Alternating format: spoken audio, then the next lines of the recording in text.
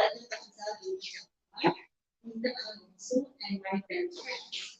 My name is Myra.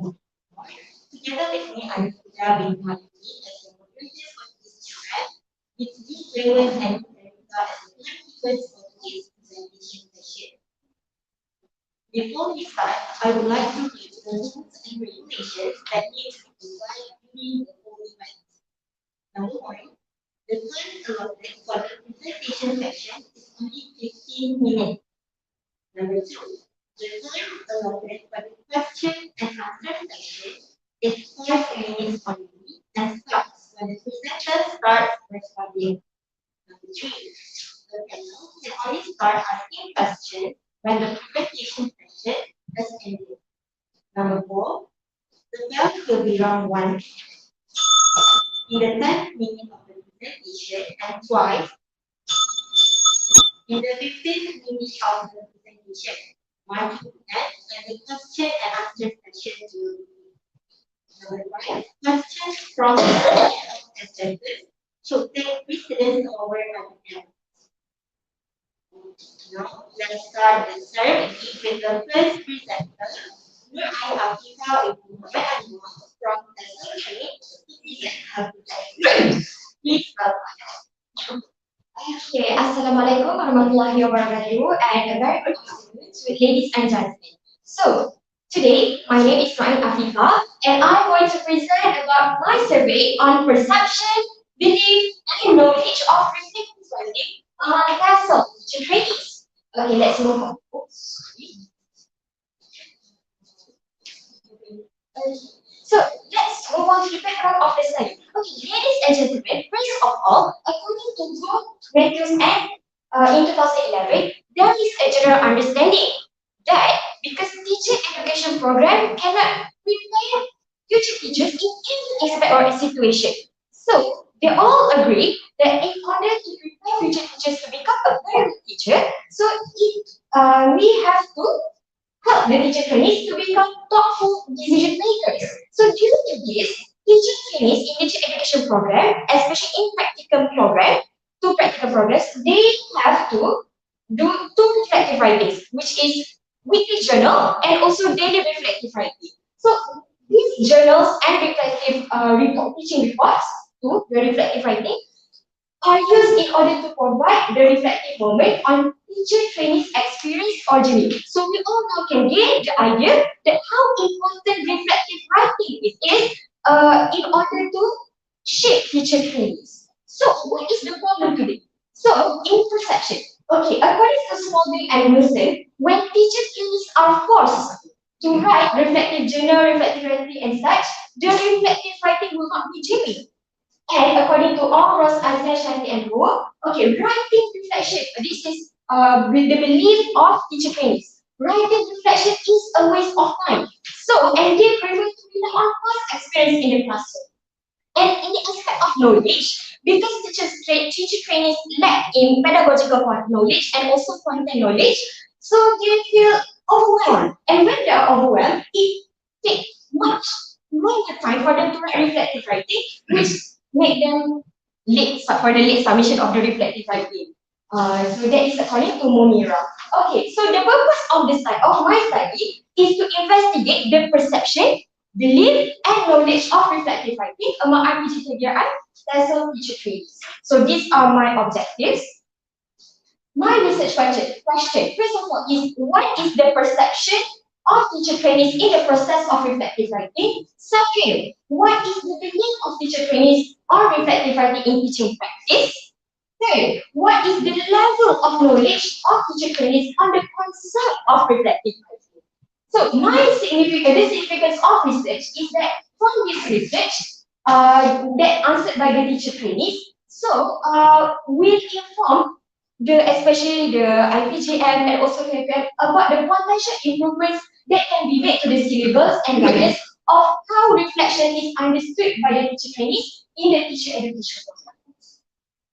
And second is that from the analysis of my survey, it will contribute to teacher education program remodel on aspect of assessing, because just as I said, it is a compulsory for us to write reflective writing and 30% for rentas. to be discussed and investigated. Okay, so next. Sorry for the typos here. So the related past research, I choose three. Actually, there's a lot in my list. First is the effectiveness of reflective writing. Overall, Clara 2015 really agreed the effectiveness of reflective writing. So I'm here not to argue the effectiveness of reflective writing. No. However, past researchers by Hobbs, they say that since reflective writing is required in assignments in our practical program, so it provokes a strong negative emotion and therefore limiting the reflective practice usefulness in among the teacher trainings.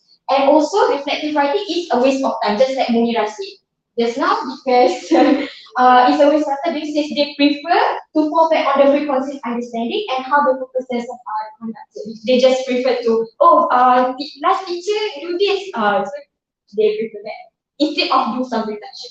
Okay, in my research design, it's a study quantitative survey design. And the data is from the analysis of 16 items from the questionnaire given to the 97 teacher trainees. So my population sample, I use total population sampling involving the whole 97 IPG teacher trainees who are majoring in PASO and also already went the practicum program twice. So they already gone for physical practical program and also the online practical program. Okay, so obviously they are required to write reflective writing both daily and weekly throughout the practical program. Okay, next, my pilot study I conducted in IPG Bahasa Antarabangsa. Alhamdulillah, it's very good, very reliable, 0.864.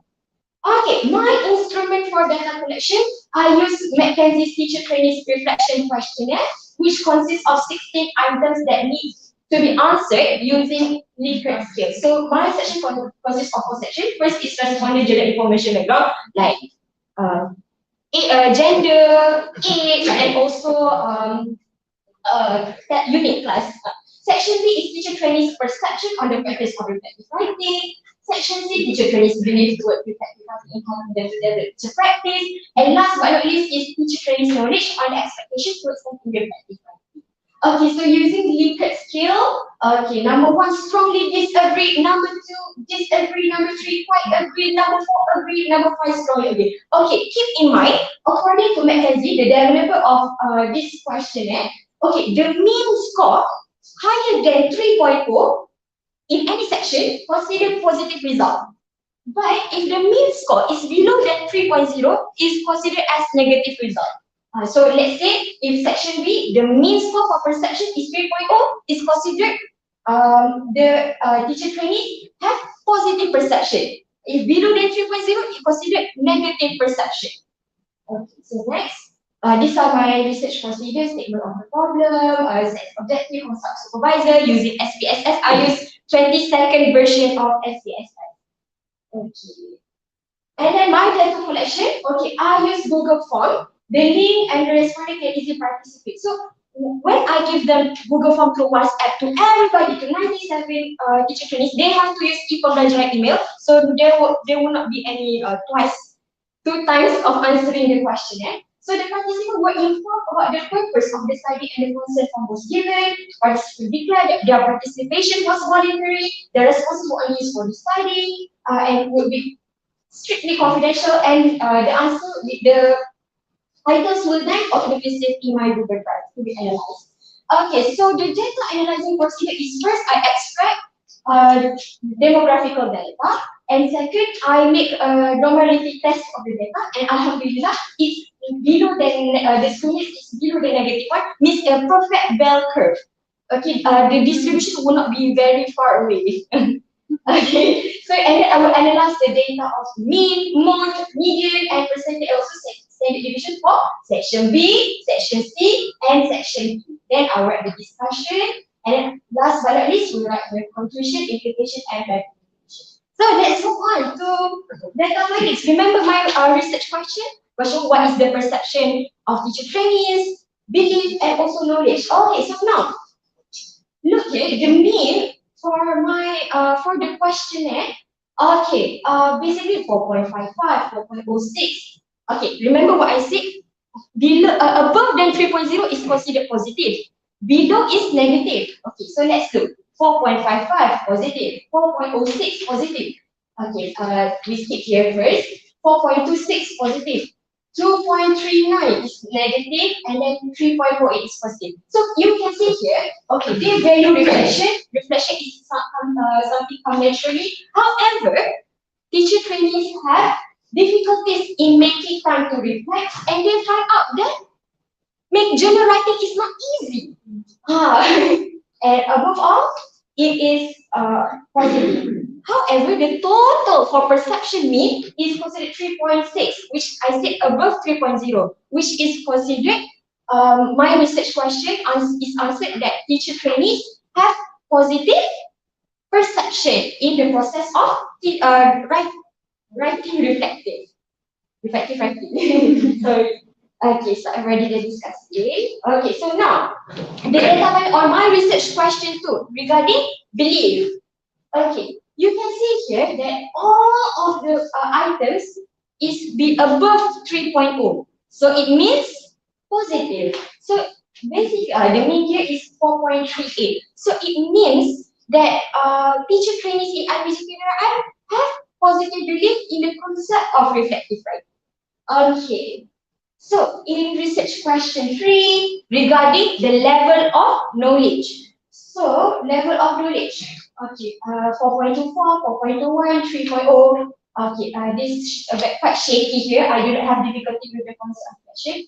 3.8, 3.74. And the mean here is basically above 3.0. Means that teacher trainees have high level of knowledge in the concept of reflective writing. Okay, so as a conclusion, just as I said, we have positive perception on reflective writing. We also have positive belief of reflective writing, and also we have high level knowledge in the concept of reflective writing. Okay, so what is the implication of my research? Okay, so first, the findings of the perception, belief, and knowledge of reflective writing has added from the current knowledge of reflective practice in national education institutions. And second, because now we all know that what kind of perception, belief, and knowledge, what level it is in teacher training. The positive finding that teacher trainees have positive perception in the process of reflective writing, positive belief of reflective writing in teaching practice, and high level knowledge of teacher trainees in the concept of reflective writing shows that teacher trainees, IPG KDI, fully support the implementation and its effectiveness in reflective writing. Okay, so based on findings, several views need to be looked upon to improve the current reflective writing practice among the teacher trainees to the result research science. Remember, in the aspect of perception, I said just now 2.94 just now, teacher trainees do not have time to make reflective writing. So maybe there might future research might investigate about that, maybe because they have too much work on school and such. Okay, so my recommendation and suggestion is first, okay, teacher education in teacher education institution should provide a framework of what the concept of reflective writing is and how it should be written through illustration of reflective writing. Remember, about 2.87 is when I was taken just now. Teacher trainees believe that writing reflective journal is difficult. It's not easy. So I think maybe teacher education should provide a framework what the concept is so they might understand about the concept of reflective writing better. So another is consider alternative ways of assessing reflective writing during practical program. Because this is among the requirement in practical program and there it is not here. And last but not least is to have a follow-up study that could find out the engagement of reflective writing with the teacher trainees, which will show more of the factors that affect teacher trainees' outcome of reflection. Okay, that's all.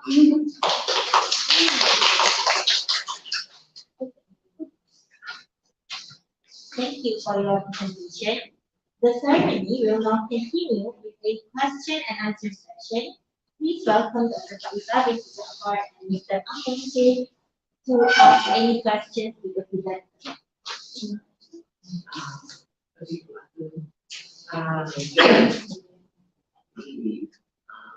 The first one. orientation. I also do orientation. Open your mouth, sorry, your mask. So try to be there, to go down a bit. I don't you also feel visual attention. Try to talk, not very fast, softly, and smile, so that how we will also not feel the attention. Your friend also fast. You are very serious during your presentation. So another thing is you are talking about is the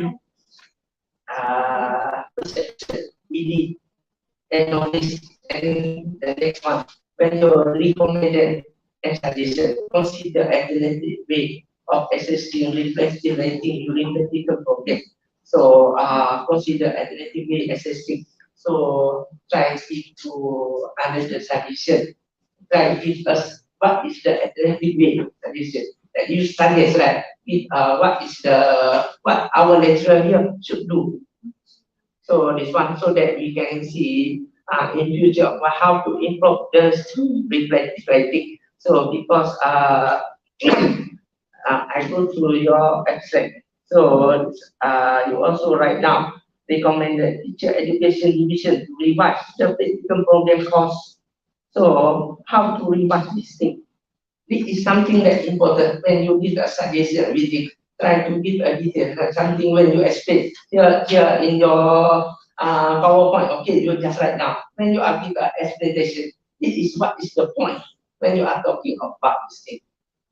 Okay, so this one, okay.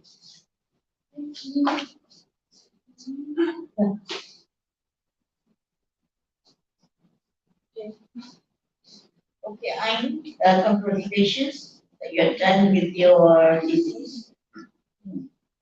But my question is, during your presentation, you haven't give the clear definition of what is the meaning. What do you mean by perception? What do you mean by belief? And what do you mean by knowledge? Because what's the difference between perception and belief?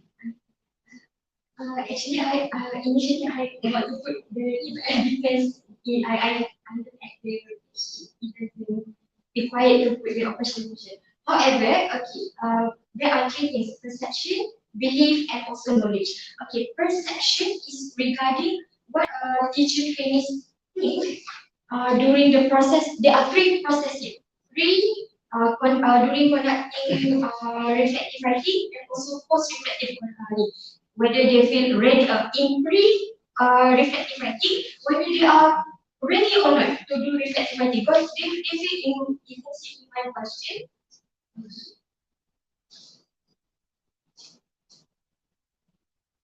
Okay, so before the pre-reflective writing consists of two questions. There is value, I value reflection, and reflection is something which comes naturally to me. So what is the perception of reflective writing before writing reflective writing?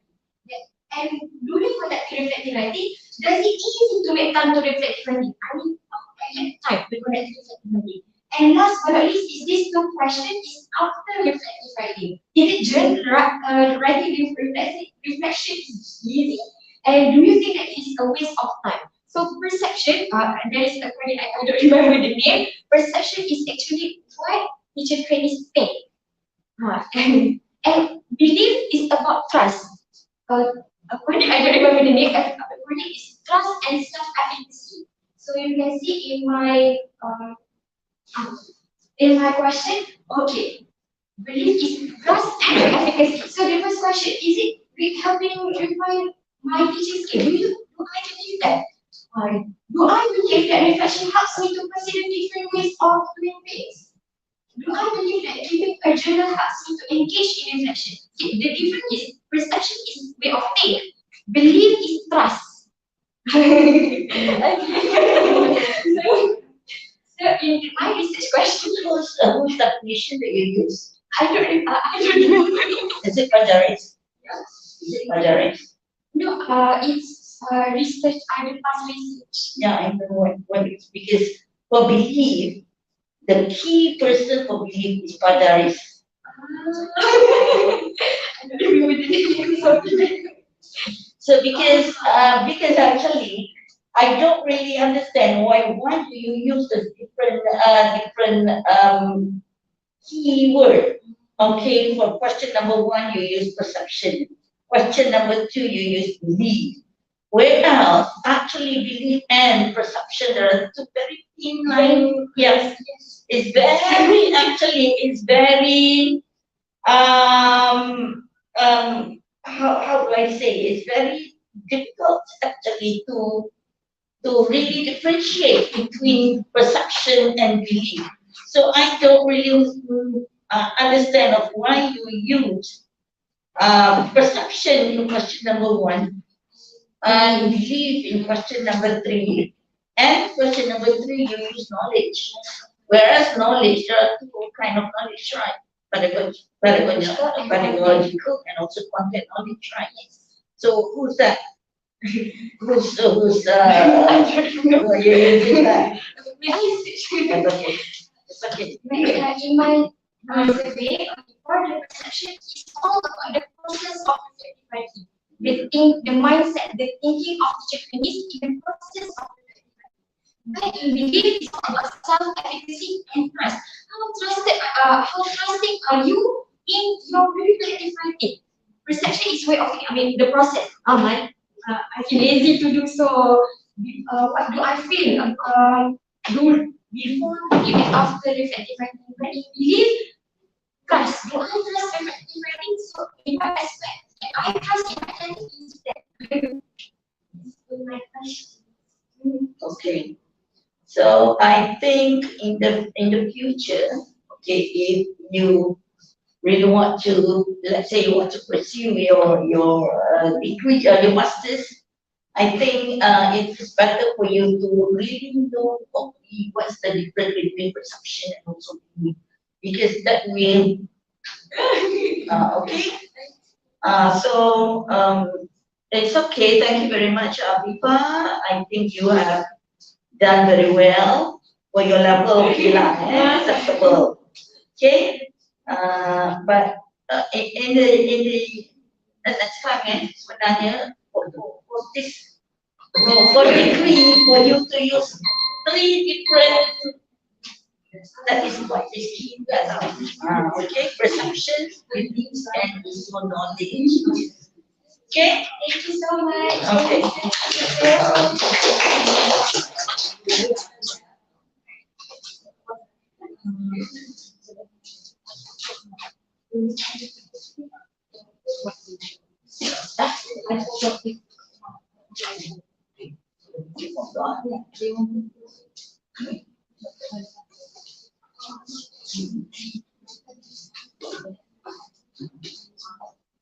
Thank you.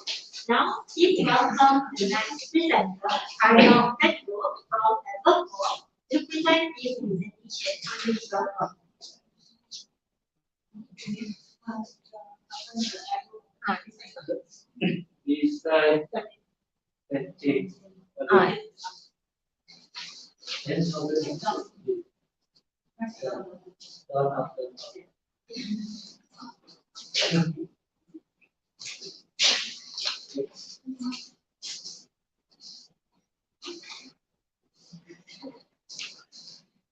Okay, so good afternoon. I greet to my panel judges, Dr. Faiza Binti Jaffa and Sir Yusuf.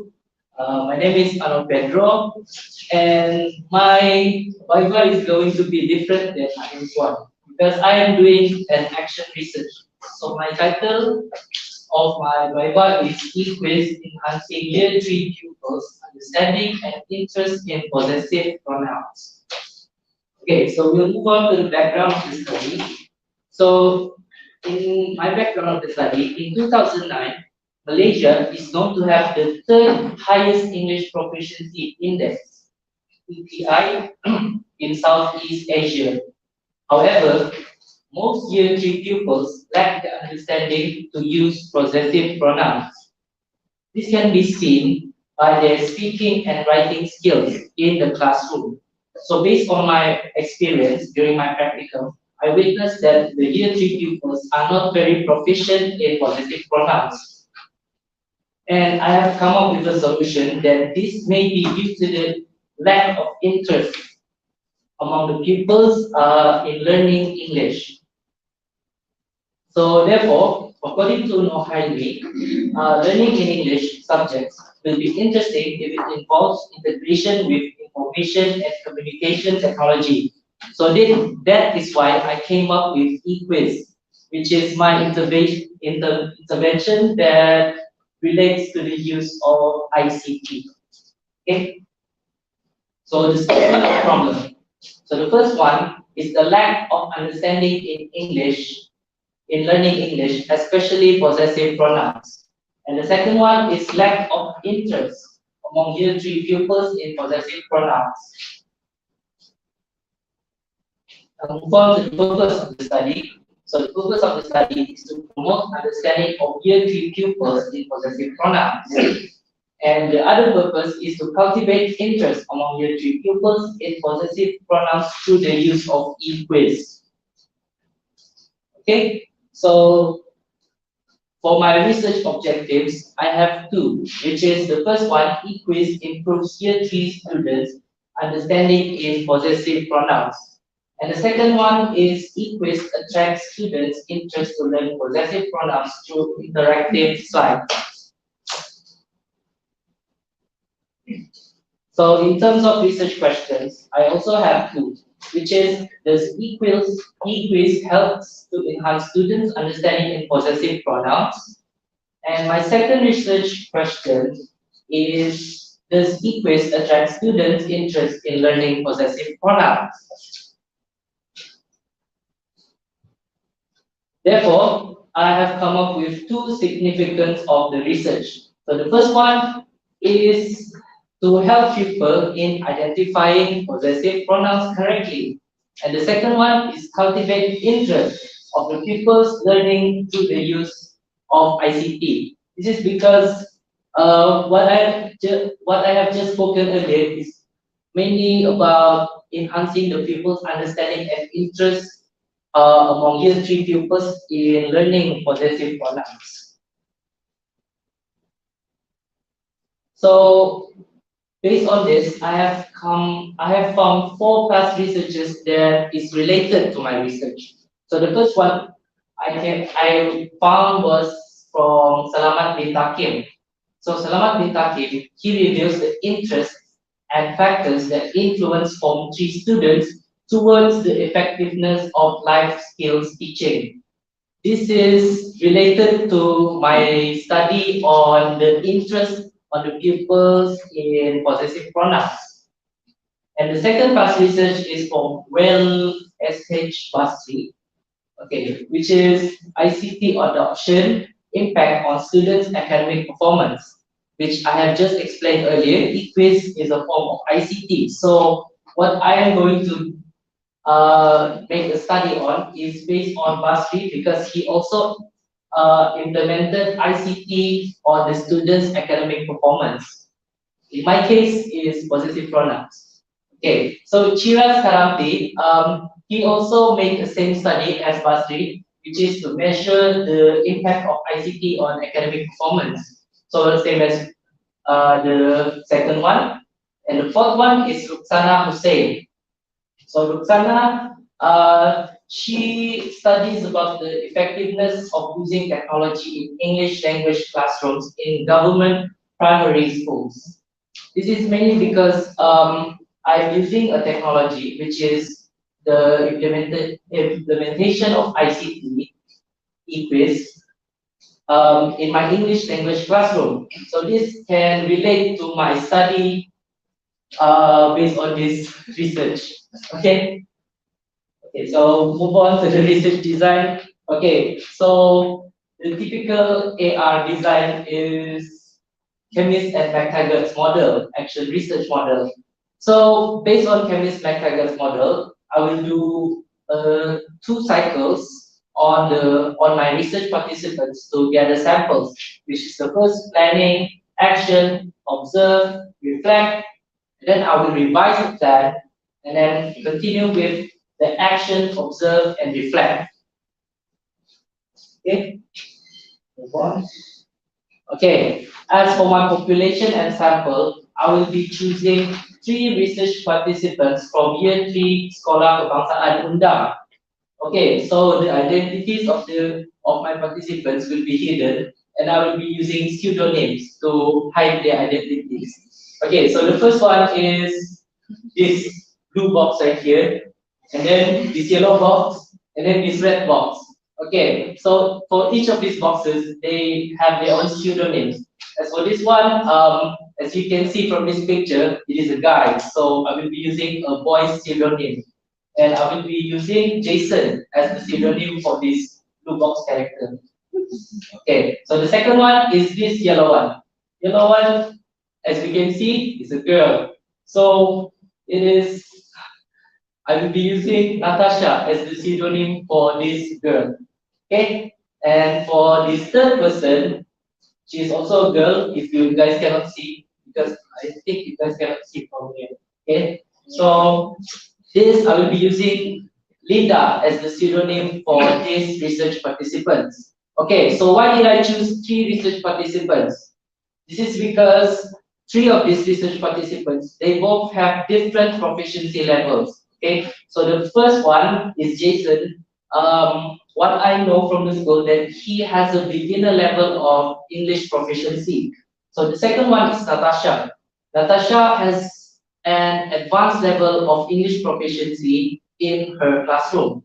And as for Linda, she has an intermediate proficiency level in the English classroom. So why did I choose 3 pupils with different proficiency levels? This is to test my effectiveness of my innovation on the on pupils with different skill levels. Okay.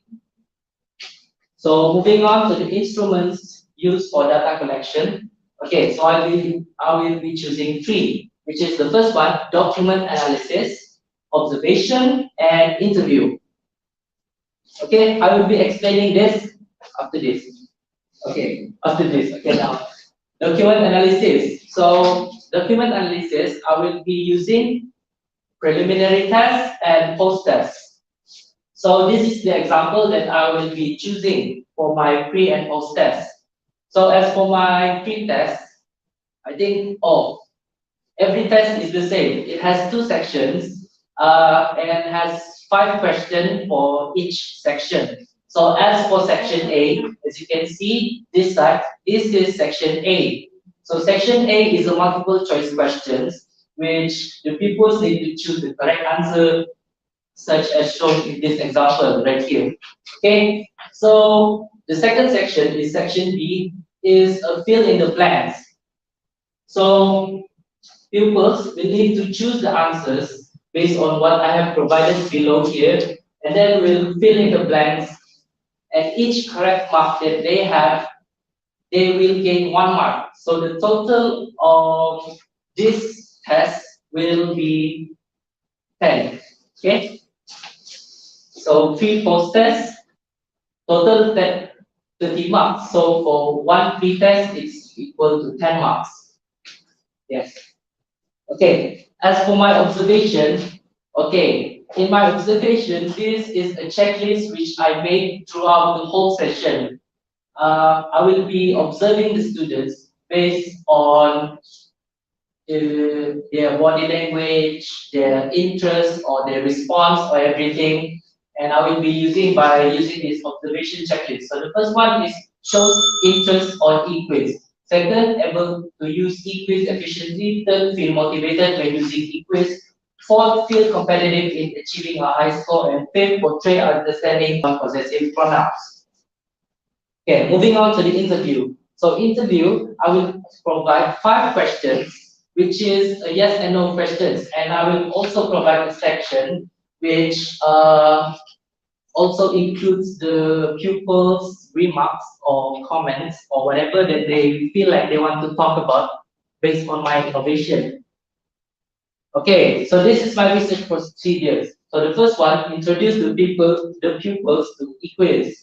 So the pupils will work together as a team. Each pupil will take a sequence from 1 to 3. So based on the number taken, so the pupil will answer a question according to the sequence given. So that means the first Pupil number 1 will answer question number 1, pupil number 2 will answer question number 2, 3, and then back to number 1. Okay? So if the pupil is unable to answer, the question will revert back to question 1. The time limit of the game is 15 minutes. When the time limit ends, the pupils will gain a score based on the money shown in the slides. Because this is my innovation, this is the money that I have just spoken just now. This is the score that which the pupils will answer later. This shows the correct answer and this shows the wrong answer. Okay. Okay. As for data collection procedures, first I will start with pre-test and then first session, post-test, second session, post-test number 2, interview, and then observation throughout every session. So data analysis procedures, document analysis, which I have just explained earlier, is the pre and post test. Observation, I will collect whatever that I have made in the checklist. And then interview, I will conduct interview once the session has ended. And based on all the data findings, I will be triangulating all the information that I have gained. Okay, so based on my data findings, I can say that the pupils, all of the pupils, which use the pseudonym Jason, Linda, Natasha, they all improved significantly. One research participant that improved really well was Jason because he started at 2 marks and then he gained the same improvement as Linda. Okay, so discussion. The data is in line with behavior return theory. The effect of the environment can change the pupil's interest in a particular subject. So the data is also related to cognitive theory. This is because the pupils, they are able to visualize the question according to their own understanding. So my conclusion is eQuiz is able to help year 3 pupils in improving their understanding towards possessive pronouns as well as developing interest towards it. As for my recommendation and suggestions, the first one, I will provide more power-ups on the eQuiz to help aid the pupils in understanding more on possessive pronouns. And the second one, I should make the game individual-based instead of a team-based. Based on what I have just explained on the research procedures, it is a team game. So the pupil cannot improve as much if they are doing it as a team rather than doing it individually. Okay, so make it individually so that I can make sure that the improvement that the pupils have gotten will be better than a team-based game.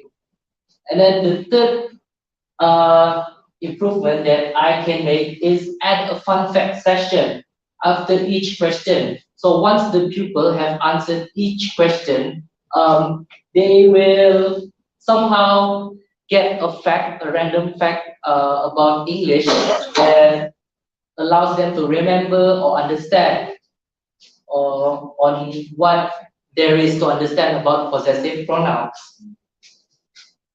Okay, so my implications is the use of ICT is able to increase pupils' understanding in possessive pronouns.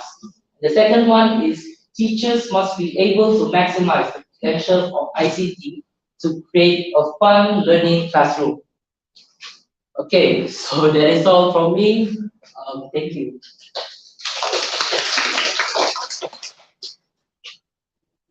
Good afternoon. The first one, your suspected increase enhancing and developing understanding and interest in possessive pronouns. My first question, how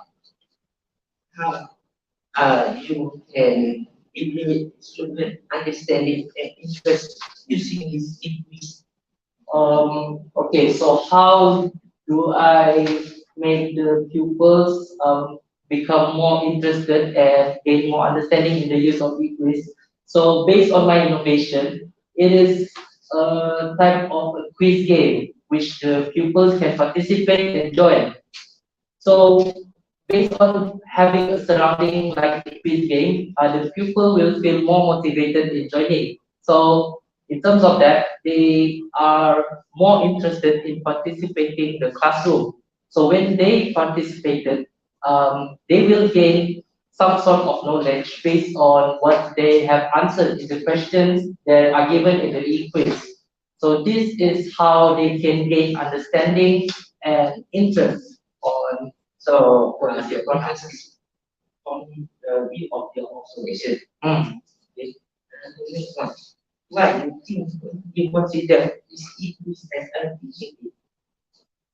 I consider e-quiz as a teaching aid because it somehow helps the students to understand more about possessive pronouns because if pupils, they just do simple and plain exercises, it will be just as boring and the interest of it will completely wear off after some time. By using my quiz method, the pupils, they will feel more motivated in learning and gain some interest in answering questions. So the classroom environment will stay fun and exciting. Do you think that when you use students and class, teaching it can be evaluation, right? So evaluation, when your is that quiz is the mean for evaluation. So how do you think that quiz is as a teaching aid? How do I what? Okay. When you teach inside the class, you teach the process pronoun. If you want to use teaching aid, and then do something diagram or anything like. So when on your class, maybe you need to do evaluation. Right. Evaluation can be the form like the test, examination, quiz, so on. Right. So now you are thinking that if quiz you are using this as a teaching aid. So this is the end of your lesson. You are using the quiz, right? So I want to relate the student interest and everything. So how this thing that is a teaching aid actually I know this one when you show the diagram just now is something like from the overseas program TV program, right? Right. So maybe I think that my opinion, the e-quiz maybe you can change the other thing. Bukan e-quiz punya, tapi lebih pada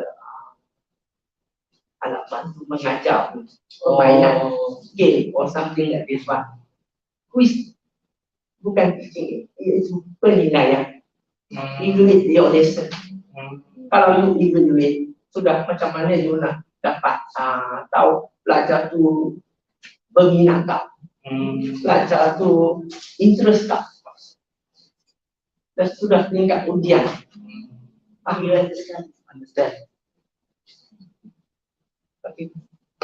Okay, that's one only form. Thank you. Okay. My question is that one, have you done this research? Is it done? Finished? The research? Okay. Because just now when you present your presentation, you say that I will be using three participants as if that yours not yet started. Sorry. Okay, this research is not yet started. Okay. So that's one thing that you need to put into consideration. I mean that you need to be very careful when you present things. Because people might think that, what are you doing now? Actually, you haven't done anything, and then you just write your report. Okay, so be careful with the words that you use. And another thing is that during your presentation just now, you said that you're using 3 students, right? Yes. With 3 different levels. Yes. Why? Because I want to test the effectiveness of the quiz. It means that I want it to be more versatile. Okay, what's the purpose of doing this actually? I want to cultivate interest and also understanding Okay. on positive pronouns. Because some pupils, they are, how do I say it? Some pupils, they tend to answer, tend to see English or positive pronouns as a boring subject or something like that. So by having a more fun and loving classroom environment, the pupils are able to answer the questions. Okay. Uh, In your research, what is your research design? my research Action design, research. yes, Okay. Then, okay, what's the purpose of action research? um, purpose of action research. I forgot about. What's the purpose of doing action research? Yeah, Ah. some problems in classroom. What's the focus of doing action? What was your focus? Is getting a positive outcome. Okay, so there are two things that you need to remember. Okay, action research. Okay, action research, your focus is on the students. You want to improve the students' understanding of something, right? That is action research. But the problem now is that you said just now when I asked you what's the purpose of doing this, that they're using 3 students, right? And then you say that you want to test your increase. Okay, increase the effectiveness of the increase. That is not action research, that is experimental research.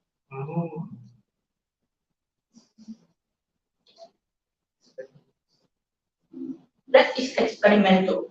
When you want to test the effectiveness of your tools, that become experimental.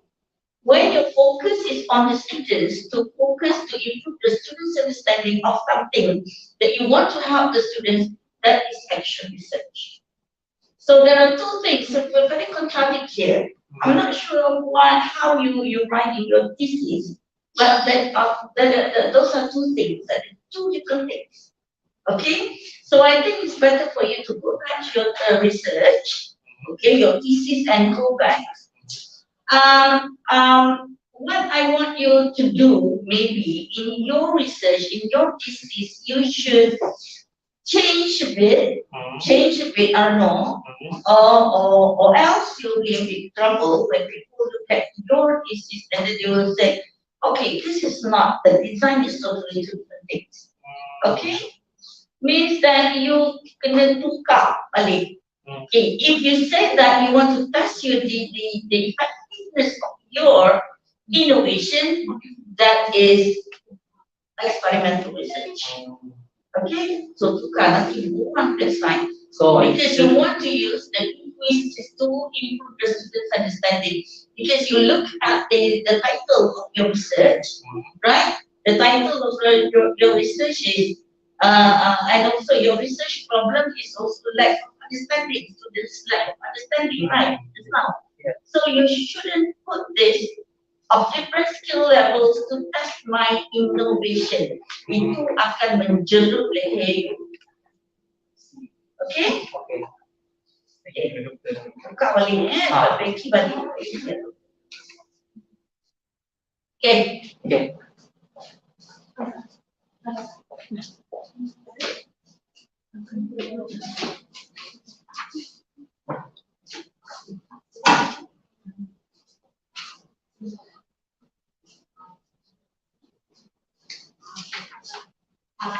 Thank you. Now, please welcome the next presenter, Mrs. Christina Bushra with the other hand from so far to present her presentation.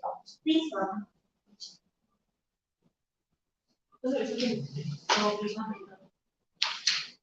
Okay. Assalamualaikum and a very good day to everyone.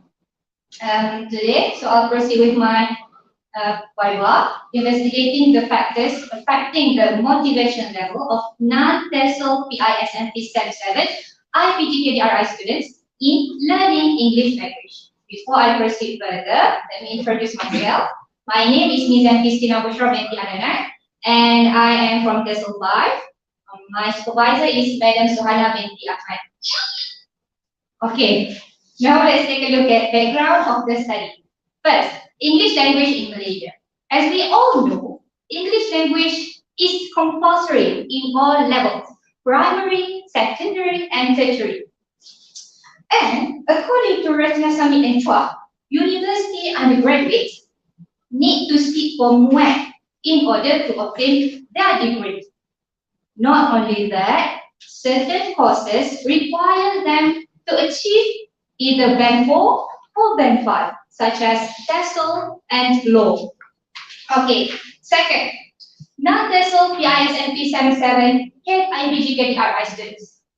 After reading all the past researches, I've noticed that there is lack of researches done on IPG KDRI students, especially those who are not majoring in English language. Thus, I decided to choose them as my study. Okay, finally, motivation. According to DC and Ryan, motivation can be divided into two, which are intrinsic and extrinsic. They also define that intrinsic refers to something that makes the person self-rewarding, such as doing an activity and it makes you feel self-rewarding.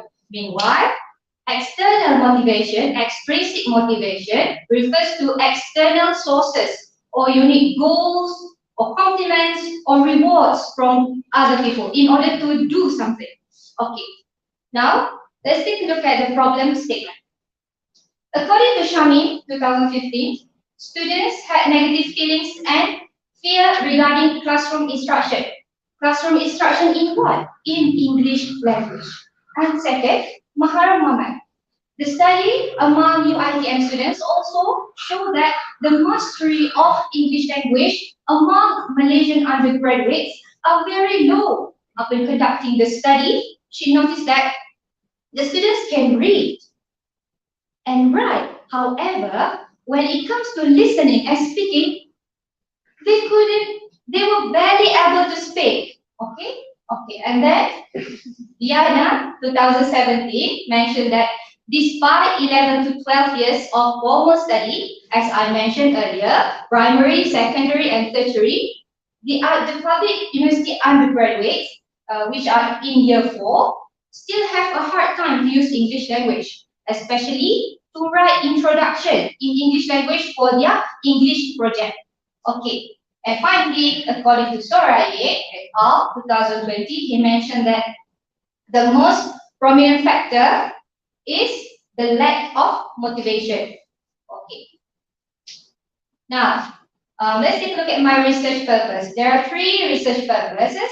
First, I want to find out the common factor affecting IPG KDRI students' motivation level in learning English language. And second, I want to find out whether there is a difference in motivation level according to courses. And third, I want to identify, is there any difference between genders? Okay. Now, let's take a look at my research objectives and research questions. First, research questions. First, research objectives. To identify the common factor affecting students' motivation level in learning English language. Second, to seek the differences of intrinsic and extrinsic motivation level. And then third, to seek the differences of intrinsic and extrinsic motivation level between gender. Then let's take a look at my research questions. What is the common factor affecting students' motivation in learning English language? Second, is there any difference in intrinsic and extrinsic motivation level among the students according to courses? And finally, is there any difference in motivation level among the students according to genders, which are males and females? No in between. Okay. Significance of the research. There are 3 significance. First, students. Second, educators. And third, curriculum designers. First, students. When this research has finished, students can understand their learning problems and find ways to overcome it. How? Because some students, they still don't know, oh, I thought I was good in this, I thought I was good in this. But after finishing the study, they realize that, oh, the factor that affecting me the most is to achieve a better career, to achieve a better score. So they can use that in order to help them in learning English language. And then second, for educators, they can find initiatives to help students to be more motivated to learn English language, because we already know that English language is very critical in Malaysia, and students do not want to learn it, especially in East Coast. Okay. And then third, curriculum designers. For the curriculum designers, perhaps they can design a better curriculum for the new generation because after KBSR, after TSSR, after CEFR, we see nothing. Okay.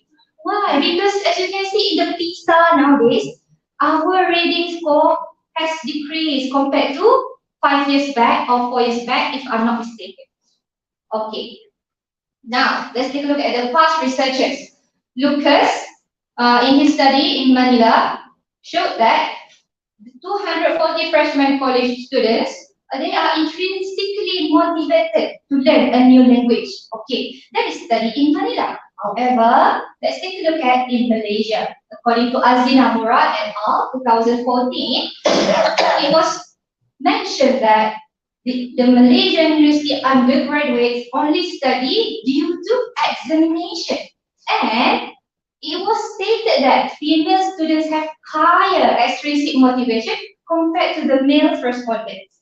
Okay, now let's take a look at Al-Qahtani, who is also similar to the study in Malaysia, where 174 Saudi Arabia military cadets showed that they are motivated to learn English language due to examination. Okay, and finally, Adam et al. In his study among Pakistan students showed that men are more instrumentally motivated than females. Okay. And as we all know, instrumental can also be defined as extrinsic motivation because it is quite similar. Okay. Now, let's take a look at research design, population, sample, and research instrument. As for research design, it is quantitative research, survey research, and then I use descriptive and inferential because I use t-test. Okay, for population, it was originally 181 students from the PISMP STEM 7 IPGKDRI students. However, when we move to the sample, I use purposive sampling method because I want to find out only the non-TESOL. So, it was only 150 students. However, it is not finished yet. Then we take a look at the Perchi and Morgan table, where it was stated that if 150, the total samples will be 108 students. Okay. Therefore, 41 respondents was chosen from Bahasa Melayu and 67 from Pendidikan Agama Islam, and 46 males and 67 females. Okay, now let's take a look at research instrument. I used questionnaire. The questionnaire was adapted from Dartmouth's Attitude and Test Motivation Battery because it was aligned to the title of my research. And then the questionnaire was adapted. The original questionnaire was 104 items, but I adapted it into 30 questions only. Okay, now let's move on to the research procedures. It is quite different from other people's because I identify the problem first. Like I mentioned just now, we can see that English language in Malaysia lack in motivation, the classroom instruction is hindering their motivation to learn. Okay. And the second, I review the literature. Third, I set the research questions, objectives, and hypotheses. And then fourth, I choose the research design, which is survey research, because I want to find out what. Okay. And then fifth, I decide the sample design, and here I choose purposive sampling method. Okay, and then sixth, I collect the data. I choose Google Form because of the current situation during that time, COVID, we couldn't meet face to face. Okay, the seventh, I analyze the data using SPSS version 28, which is the latest version. Okay, and then finally, I proceed with writing my report. Okay, then I create an instrument for data collection procedures. I discuss with my supervisor, and then I make necessary amendment, and then I waited for her approval, and then finally I make pilot test. And to find the product alpha value, it was stated at 0.92. So I proceed with the real data collection, and then finally I analyze the data. Okay, data analysis procedure. First, I define the questions and objectives. Just now my question, what is the common factor? And then, so I collect the data when it is already aligned. And then I clean the data. Why do we have to clean the data? because we have to find the missing value. And then if it is negative, we need to make it positive. And then finally, I analyze the data. I find out the mean, the standard deviation, the frequency, and everything that is aligned to my research questions and objectives. And then finally, the data is visualized in the findings. I use bar chart for this one. Okay. And then the findings first. What is the common factor? It was found that extrinsic factor contributed the most, which is extrinsic factor mean intrinsic factor mean 3.66. Meanwhile, the score of extrinsic motivation M equal to 3.91. So it is noted that extrinsic factor is higher than the intrinsic factor. And then the most agreed upon questions will be C6, which mentioned that studying English is important because it will be useful in getting a good job. So it means I preaching KDRI students, the non-TESOL, they still think that studying English will help them in getting a good job. Okay, so that's what drives them to learn English language. If there is no good job, meaning they will not learn English language. Okay, so just kidding. Okay, comparison between the courses, however, there is no significant difference found because the p-value obtained was 0.68 and 0.80. And then the comparison between genders also show the same result, no significant difference, which is the p-value 0.96 and 0.28. It is still higher than 0.05. Okay, now the discussions. We can see that extrinsic factor highly influence the respondents' motivation level in learning English language. It is aligned to the past researches that were conducted by Al-Qahtani and Azina Mura et al., whereby the respondents were extrinsically motivated in learning English language. And then also this has proven that external sources can help students to improve their learning potential. Therefore, teachers in the future, educators, teachers, lecturers, and everyone in the education field should promote external motivation just a little bit, because we also need to produce intrinsically motivated students, because Maslow mentioned that when students are too extrinsically motivated, at certain age they will stop because they have reached their goals. They have, I already got a better career, I already got the job that I'm praying for, so they stop. And without practice, it can lead to second language attrition. This is what we scared of. Therefore, it is important. Okay. Now, moving on to the recommendation. This is the recommendation for future researcher. In my opinion, because my title is to, how do we say, it is not deep enough. It's like an overview of the intrinsic and extrinsic. So I hope the future researcher, they can find the correlation between motivation and their CGPA. Like, are intrinsically motivated students do better, or extrinsically motivated students do better? Okay. And then second, I wish it can be more detailed. For example, intrinsic. What kind of intrinsic factor? Is it like self-rewarding, like they do it just because the feeling of enjoyment, I love to do it? And then for extrinsic, is it because of their learning environment? Oh, I go to school because my teacher is pretty, so I love it. Or I go to school because I want to talk with this particular girl who can speak English, like that. Okay, so it can help us to dig deeper.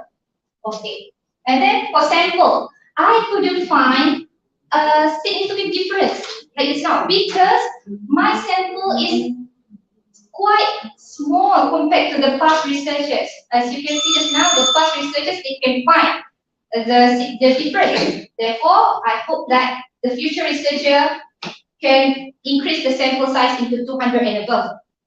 Okay, and then the implication, students can reflect themselves based on the analysis. Like they can improve their learning by using the motivation that they think suitable for them the most.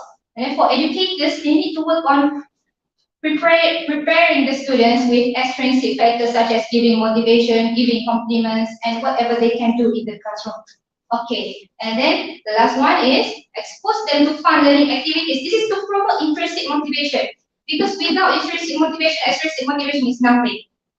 Okay, so use gamification, use movies, use stories that can help them.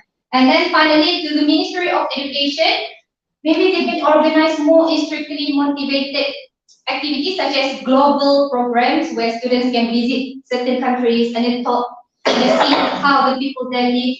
So they are exposed to that kind of culture and knowledge. Okay. So that's all from me. Before I end up, I want to say that sometimes we are tested not to show our weaknesses, but to show our strengths. So with that, I end up my presentation. Thank you so much. You can see back your PowerPoint. The first one, The first one, common factor and motivation. Your research question. my research question. Okay, for more. Research objective. Research objectives. Okay. Okay. The third one, to see the differences of intrinsic and extrinsic motivation level between gender. Your research question. Research objective, right? Then your research question, is there any difference Yeah. in motivation level among the student according to the gender? Yes. So this one actually, if you see, maybe no different, but actually it's a big difference. In this side, intrinsic and extrinsic, you need to evaluate in this different thing. What is the intrinsic, what is extrinsic? In your research question, you just one motivation. This actually wrong. Salah. Oh, okay. Because your research objective and research question must be related, have a relation with one. Okay, the second thing, when you prepare your presentation, try to find something is important thing. Want to explain to all your audience. No need to explain how you do the research, not this one. Because everybody know how to do the research. People want to know only how you conduct your research and how you are finding. That when you are we are to emulate you, we didn't prepare the hand up. So make sure that when you are writing, like example, you turn to your finding one PowerPoint. Yeah, wait. Next. Okay. Like this one. We feel for myself, I feel very hard to understand what is the finding actually you get from this research. Because actually the best way when you present your PowerPoint in future, you go for the presentation, like example, you need to write down there. The first one, what is your research objective? Like number 1.0, your research objective. Just write that. That is what is your finding below of this research question. So that the audience inside the room, sometimes we are not specialists inside your research. But when you write this one clearly, then we can understand. Because the first you present, maybe we already forget. What is your research question actually? What is your research objective? Suddenly come up like this one. Because not very clear. Understand? Yes, understand. Okay, and the last one, the most important thing for my opinion, but maybe you have to discuss with those supervisor, anything, your tender actually, at the tender, bagi saya lah, itu perlu yang pendek, tepat. We don't need to write everything. Like example, you write down, investigating the factor affecting the motivation level of non-tester PISNT 7 IPGKTI student in learning English language. For me, for myself, my opinion, this title is very long. Sangat panjang. Sometimes it's not important thing like example, PISNT 7 you can take out already. Like non-tester IPGKTI student, that is right already. When you discuss inside this one, we already know. When we go through, like in the abstract, everything we can find. This is your participant for your research. Right? Yeah. So this one actually, the tender actually no need too long. Yeah. I'll try to improve. That's all. That's all. So thank you, sir. Okay, my question is that, why do you choose, not TESOL 2019 intake Then not as the your sample? Yeah. PSMP 77 because wait, I'll show you the past researches because when I read the past researches from Azina Mora et al., I found more past researches done on year 3 and year 4 undergraduates. Why? Because they are almost, how do you say? They are almost at the age of the graduating. Okay. And then they find problems among them, such as like just now, they couldn't write introduction in their project report properly. And then for this one, we can see that they're due to examination, then the female students have higher extrinsic motivation. So based on the past researches, I just found out, so maybe there is something going on with year 4 and year 3 public university undergraduates.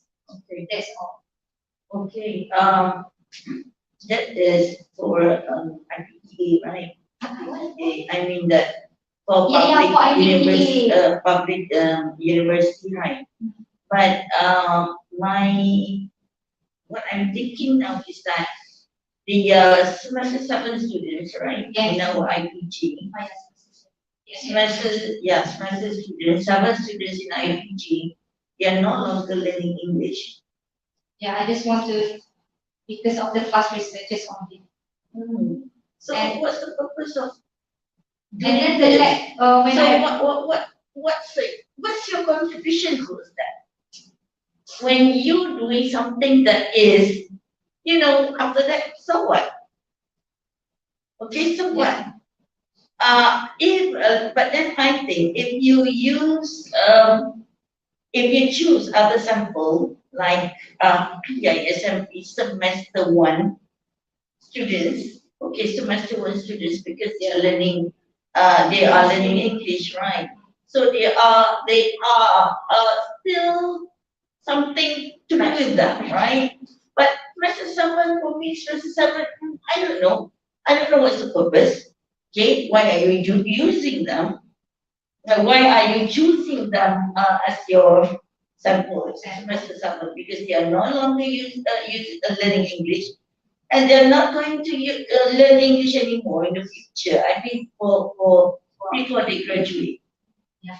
Okay. okay, So that something that I need to think. yeah. And another thing is that this is survey, right? Yes, the base, quantitative. Okay. But you're using purposive sampling. Yes, purposive sampling. Why purposive sampling? Because I want to select, like in the cohort, there is TESOL students, and then BM, and then PI. So I want to select BM only, and then PI only. Can you go back to the slides?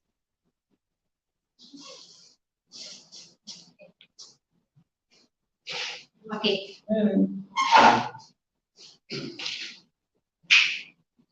then after that, I look at the criteria and model table. So the final number for the sample was 100. Okay. Because using purposely sampling method, a total of 150 students were chosen. Isn't it that you give to the students, you're not you don't choose. I select. Yeah, Yeah. right. Because Yeah. this is quantitative. Yes. It's unlike qualitative. You have to choose. You can choose because they are the one who can provide you the data.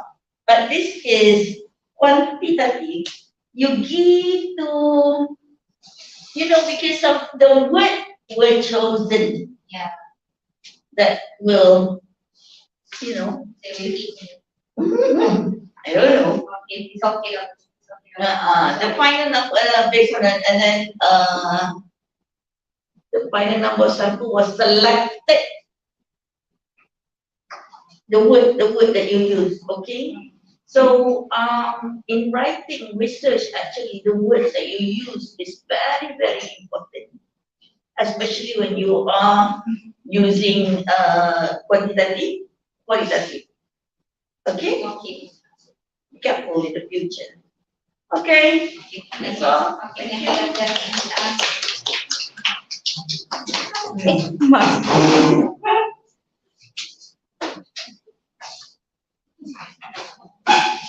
Ada berapa orang lagi? Two. Okay.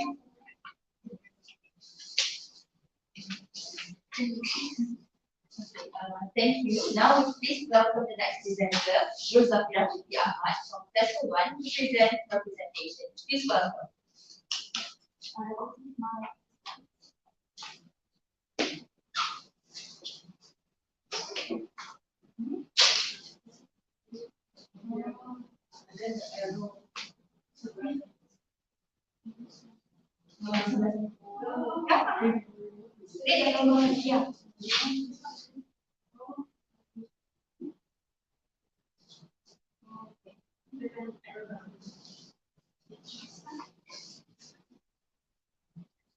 Okay. Assalamualaikum and a very good afternoon. I wish to Dr. Faiza, Mr. Amonso, and my fellow friends. I'm Rosafira Bilik Ahmad, and today I'll present my research entitled Improving Young Pupils' Mastery of Base Preposition Through Print. So let's begin with the background of the study. In Malaysia education system, the new curriculum implementation, which is CEFR, allows the grammar skills to be integrated within other four language skills such as listening, speaking, reading, and writing. Therefore, Malaysian teachers tend to incorporate implicit grammar teaching method in the ESL classroom. However, this method causes the pupils to be unaware of the fact that they are learning something, as they do not understand the rules on purpose. On to that account, one of the affected language area in grammar skills is place prepositions. But in 2016, affirms that basic prepositions need to be mastered during the early stage of schooling as stated in the DSKP. Thus, the failure in acquiring basic place prepositions might affect pupils' English competency in the long term due to the misinterpretation of the idea. On to that account, Fazil 2020 advocates that the best practice of teaching grammar is the combination of implicit and explicit grammar teaching with the integration of ICT. Subsequently, this situation encouraged me to develop an intervention, namely Preto, which comprises of variety teaching techniques to overcome the problems faced by pupils. Next, during the last practicum session, I had experienced a range of issues regarding pupils' English language, especially in grammar skills.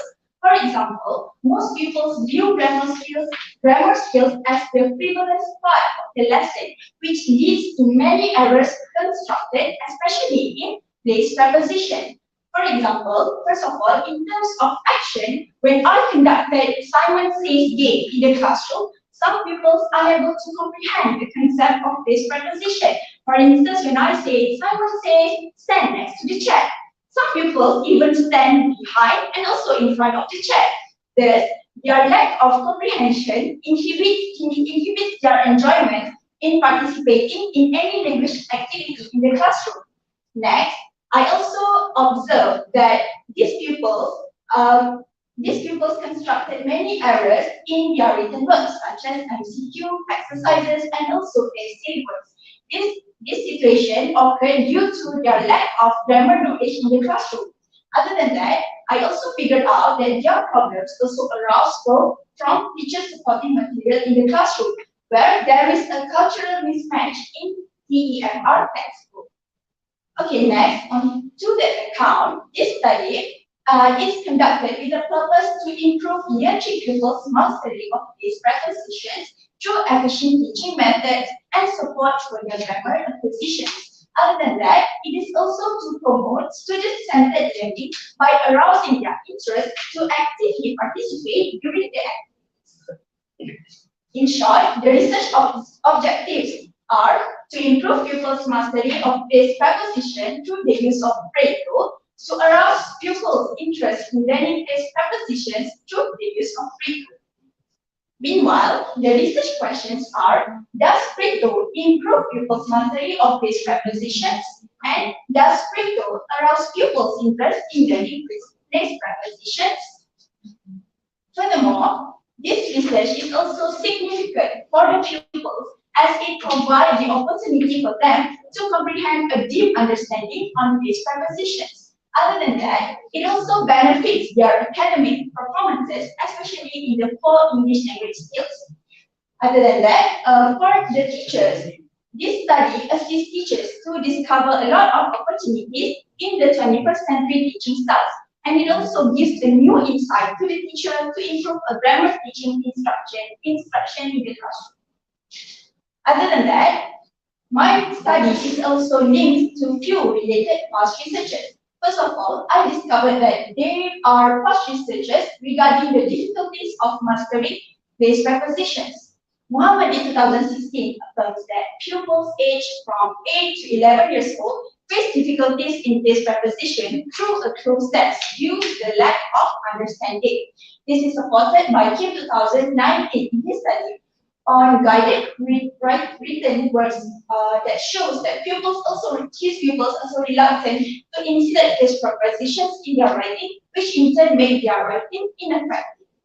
Other than that, I also discovered that there are possible researchers regarding the integration of technology in the lesson, where Onuha 2018 advocates that in the 21st century education has demanded a more technological inputs to be adopted by educators in instructional delivery.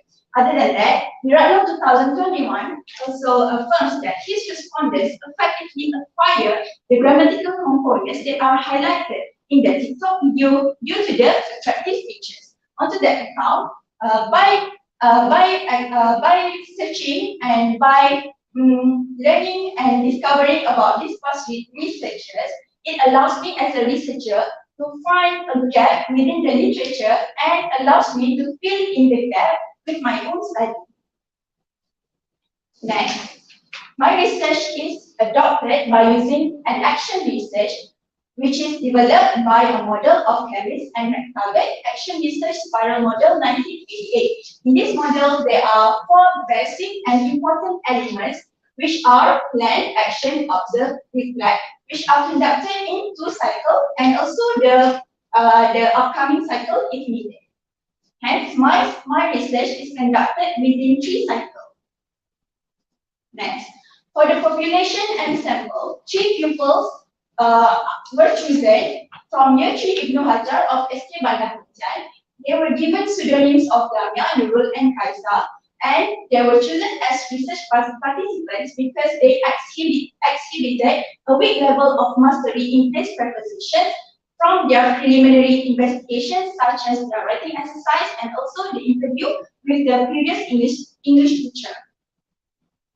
Next, for the intervention, this is my intervention, namely PRETO, which stands for Preposition Interactive TikTok. It is developed by using a TikTok application and it consists of 6 short videos.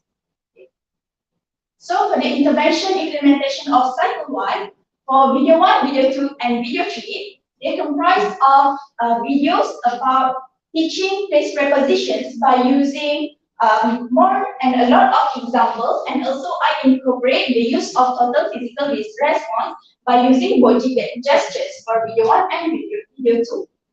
Next, for video 3, I also emphasize again on the concept of place preposition through example, but this time I incorporate total physical response by using 3D objects. And in the video 3, the pupils have the opportunity to participate in my lesson, as they can duet my TikTok video. They could record themselves by repeat after my instruction by using their own toys.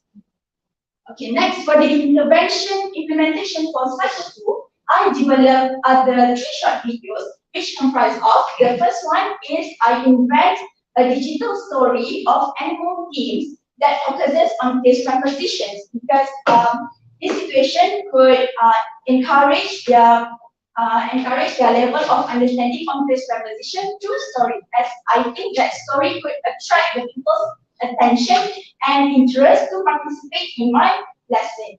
And then for the video 2, when they have learned the place preposition in the story, in video 2, I conduct a guessing game that also focuses on animal theme, where the pupils can respond to me by answering to my question. For example, I say, I spy an animal deep in the jungle. I spy an animal in front of the rock. What is the animal? So they need to identify what animal is in front of the rock. Okay. Next, for the video 3, still in cycle 2, I conducted a science game, but this time in through ICT mode. Okay. So these are the examples where my participants could actively engage in their activity, and again they could duet my video, and they also have the opportunity to choose the animal filter. So they could, for example, in this video, they could be my friend as a bird.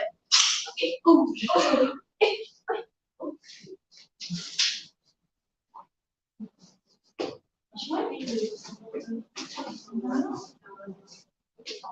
So should I proceed? Okay. So for my intervention for cycle 3, okay. For in cycle 3, next I conducted a short quiz which consists of 7 questions and different from other like evaluation or quizzes that function as an evaluation mode. This quizzes allows the pupils to choose the correct answer once they choose the wrong answer. So they have the opportunity to correct their answers. Okay, next, the instruments used for data collections are pre and post interventions, which are worksheets, pupils feedback form, pupils behavior protocol, and semi-structured interview. So for the research procedures, first I search for the suitable design for my study, and I find the title, and then next, within the design and finding the title, I also discover the problems among my pupils. Then I submit my proposal to my supervisor, and then I choose my research participants. Then I conducted pre-intervention among my participants, and then next I implement my intervention. Then I collect the data, I analyze the data, and lastly I write my report. Okay, so this is the data collection procedures.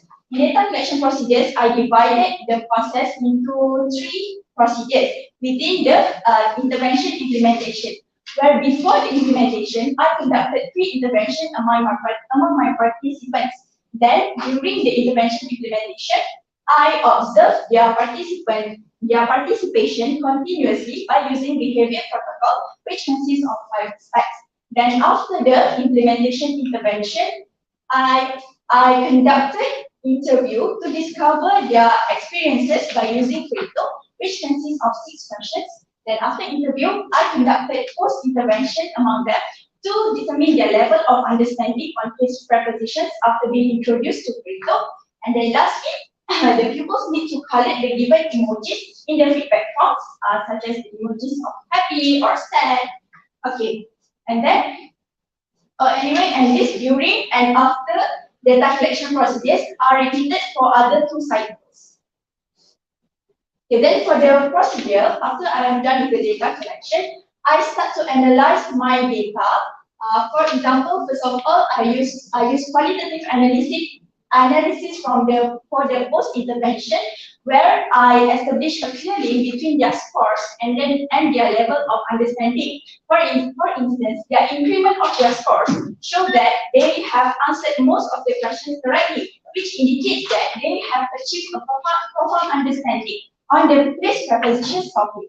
And then for the pupils feedback form, observation, and interview, I have analyzed the data by using thematic analysis, where first I familiarize myself with the data, I analyze and I interpret the data, then I search for themes in each data collection method. For example, in observation, I found a theme of understanding, a theme of participation, a theme of interest, and for the interview, I found a theme of challenge, improvisation, and also enjoyment. And then lastly, from the 3 different data collection methods, I come up with a triangulation of the data to enhance the validity of this study. Okay, then these are the conclusion from my data findings, where for the post-intervention, I found that there was an excellent improvement of scores on this prepositions topic for all participants, where they surpassed the minimum requirements set for this study. And then from the feedback form, they also show a positive feedback where they feel more confident as each cycle evolves. And then from the behavior protocol, they develop an absolute interest towards intervention protocol. And then they also show a high motivation to participate as I always include them to participate during my lesson. And then lastly is the semi-structured interview. They also uttered that they had a tremendous enjoyment by learning through. And then lastly, from this finding, I found that this positive development are correlated with one another, and hence validating the findings that I have obtained. Okay, and then for the discussion, okay, we go back to my research questions. Does Pareto improve people's mastery of this preposition? Well, I can conclude it as yes, because by exploring Pareto, the pupils were able to maximize the use of integrated elements in the video to assist them in understanding the concept of these prepositions. And the second one, does Pareto arouse pupils' interest in learning this preposition? And I also can conclude as yes, because Pareto had accidentally grabbed the participant interest in learning as they portrayed a great enthusiasm during the implementation of activities in Pareto. The next, for the conclusion, I can conclude that the integration of Pareto is effective in enhancing the mastery of these prepositions among year 3 pupils. And then for the recommendation and suggestion, I would recommend that for the Pareto, maybe I can insert or apply more gamification techniques such as online games. And I also could develop a more project-based learning among pupils. Maybe the pupils could come up with their own video and they could post it in their own profile. And then the third one, maybe I can share Pareto through other online platforms. And then for the teachers might immerse in continuous professional development program. And then lastly, they could share expertise in integrating ICT in the classroom. Lastly is the implication. For the MOE, this study is actually an educational reform process where it encourages an effective use of ICT. And for the teachers who are introduced to my intervention, they are equipped with digital literacy. And for the training teachers, as me, I could develop creativity and become more innovative. And for the pupils themselves, they could enhance their mastery of these prepositions. That's all for me. Thank you.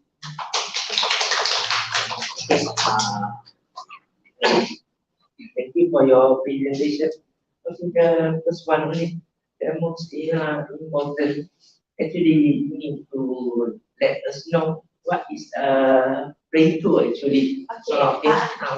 Actually, I go through your abstract. I know what is Pareto, but when this one inside this one, you present inside this one. Maybe I'm not sure. Some of them know or not what is Pareto, but it's the short form actually for Pareto. So I go through your PowerPoint presentation. Don't have any expectation what is Pareto, because it's short form. Like example, when you're writing your thesis, everything like you write KPM. So you need to the first one pages space. You need to write KPM is what is Kementerian Pendidikan, Kementerian Pelajaran, according to the current situation. Right? Okay. The second one, no, dari Pak. Okay, I know that you your mark. Normally, other people want that already give you mark something like interesting on your innovation. So can share to me before I give you the mark, your Pareto. I want share to me, share to even share here, share to my. Oh, you want to see it? Okay, let me get my phone. Okay, then we'll no, this one. after this, I know now. Then Dr. Farida ask the question after this, you share to me. All right. Okay.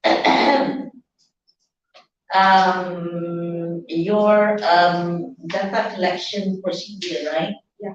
And then you say that you use a behavior protocol. Okay, behavior protocol. Uh, Actually, that is observational protocol, right?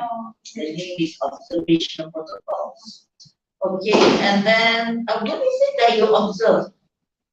Throughout the implementation, actually I observe in terms of their participation, their knowledge, because in my intervention sometimes I insert some activity, right? So I want to look how far they understand about the concept of this proposition, knowledge, behavior, interest, and also participation. Then how do you observe?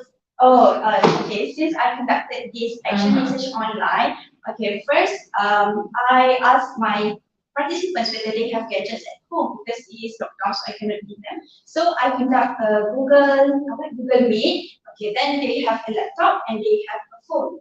Okay, and then the phone, they need to go through the videos by themselves because I would like to give them the autonomy in their own learning. But then I also observe them from the Google Meet that they have set for me. So from their by when I look at them through the Google Meet, I can observe their participation along the intervention implementation. Okay, their interest. How do you know that they're interested? They are interested. Okay, in my opinion, I know that they interest in my intervention when they show a smile on their face and then they try to ask me questions like they are so like curious on how to use this and how what should I do. So some of the participants did ask me questions as they want to conduct this intervention and they want to indulge in my learning session through by using it. So that is how I. So you're not using any uh company, protocol or adapting protocols from other researcher? Or what is it under the motivation, under the interest? What is it that you need to observe? No, I know. not based on the literature. Yeah. Okay. That is what I'm thinking just now. So how do you analyze the you say that you use thematic analysis. Tell me how you analyze the data. The behavior protocol or for all?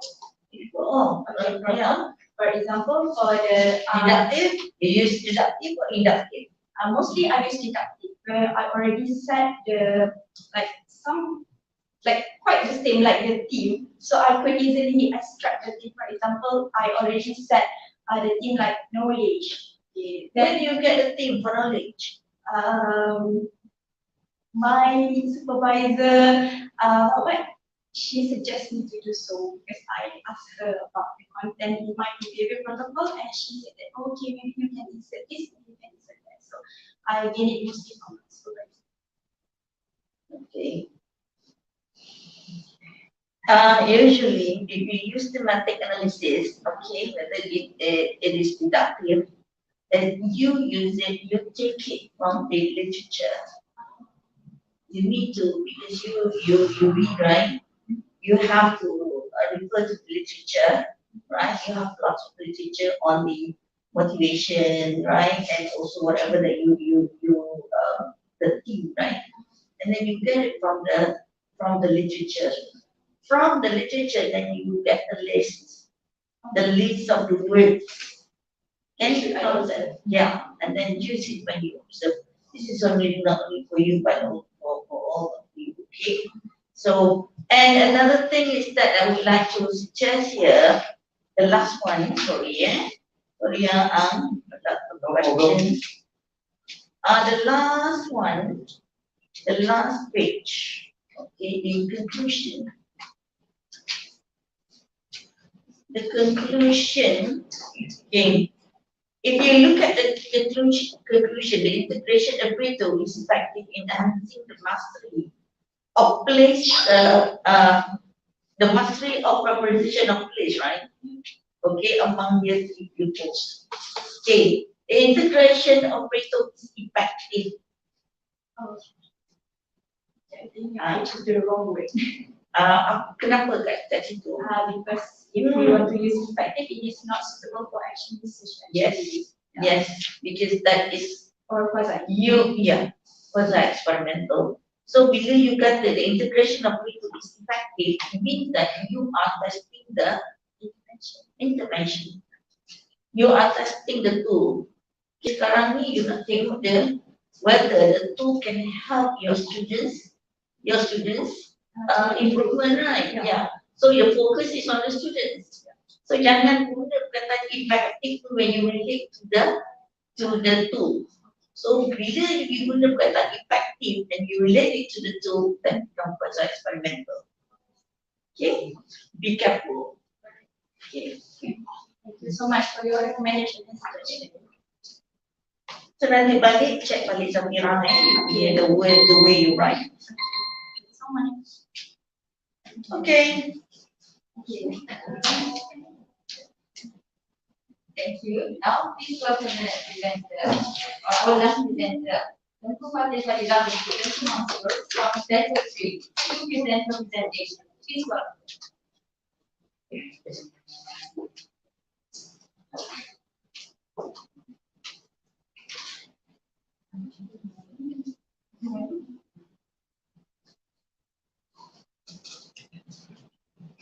Okay, Assalamualaikum and a very good afternoon. I greet to my respected lecturers, Dr. Faiza and Dr. Mosu. So for today, my name is Tentu Fadilah from Industry, and in this research, our supervisor is Megan Suhana and Ahmad, and the title for my research is the correlation between RPG KDRI, personal students' learning styles, and the academic performance. So for the background of the study, let us go through with the definition of learning itself. So COP 1984 expresses that learning is a process where knowledge is generated, and by generating knowledge, we can transform the experience to the process of gaining the knowledge itself. And the synergy of grasping experience and transforming it can result in the process of gaining knowledge. And as proposed by Worker Tutor 2005 and cited in Candidate 2009, also pointed out there are numerous skills that we learn unconsciously. And this is through the implementation of various teaching methods with different learning styles, and this should be conducted by the teachers itself. And by doing that, students can be more aware of their own learning styles and also its function in learning. And this has always been the ultimate aim in most learning style-based research. And for this study, it's also important to highlight that this study refers to VAK learning style model, and visual, auditory, kinesthetic learning style are being focused in this study. So for the problem statement, there are two problems being stated here. And the first one, students' lack of awareness and exposure towards variety of learning styles in the learning session itself. And this is supported by Rachel 2008, where it stated that student awareness is accentuated in order to point out that students' attention towards modality that they hear, since they are prone to overlook how the modality seems to work best on them. And the second one, the incompatibility of teachers' teaching style and also students' learning style that leads to students' poor academic performance also can result to the problem of in this research, where Nexo 2021 stresses that the hypothesis of matching instructions and also learning style in order to attain effective learning process for the student, and this can be supported through Rate's hypothesis 1987. And even and also Al-Masa, Farila, and Fazal 2009 also stated that the effect of continuous mismatch between teachings and also student learning styles can indeed influence students' attitudes and motivations towards the subject, which eventually will result to students' poor academic performance. Okay, that's for the problem statement. And the purposes of this study are to identify which TESOL students most preferred learning style, and also to determine the correlation between the TESOL students' preferred learning style and their academic performance. Okay, for the research objective, the objectives are seen as below, where the first one is to identify TESOL students most preferred learning style, and the second one to determine the correlation between the TESOL students' preferred learning style and their academic performance. Okay, for the research question, the first one would be what is TESOL students' most preferred learning style among the three VAK, visual, auditory, and kinesthetic learning style. And the second one, is there any correlation between TESOL students' preferred learning styles and their academic performance? Okay, for the significance of this research, the first one would be to create awareness among TESOL students itself, whether about their preferred learning styles in detail. And by creating awareness, we can provide other English teachers an opportunity to learn more about their learning styles and also about their students, and as well as to explore and discover the learning styles in detail. And the last one is also to suggest refinement and also implementation of activities, modules, or other learning materials that can be benefited by the other teacher trainings.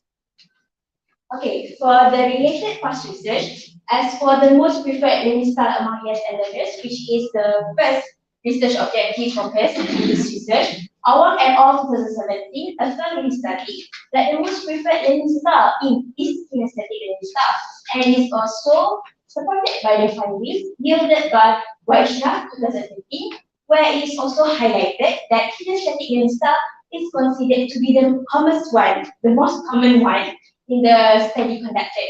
However, Munyadi and Shuib 2016 justifies that most ESL learners prefer kinesthetic and auditory learning styles.